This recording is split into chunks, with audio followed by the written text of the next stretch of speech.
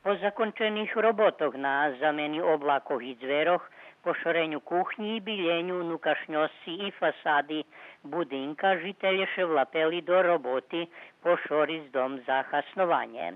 Vrednost robotoh bula kolo 1 000 000 dinari, a sredstva obezpečela opština Šid. Včera še delegacija opštini i mesne zajednici Bikič vraceli zo znaštivi Republike Slovackej. Domašnjim uručeli povolanky za nacionálne švetorusnácov u Srbiji 14. januára, naštiveni pejc valali, u Kamjunki dohvarena naštiva kulturno-umetnického društva Barvinok Šidu i Bikiču 2017 roku, a u Bardejove predluženje aktivnostov dvoch opštinoch za nastupni period. Biljenje cerkvi u Bikiču, keď chvíľa dopúšči príchod majstroch, malo by počať z 10. decembra.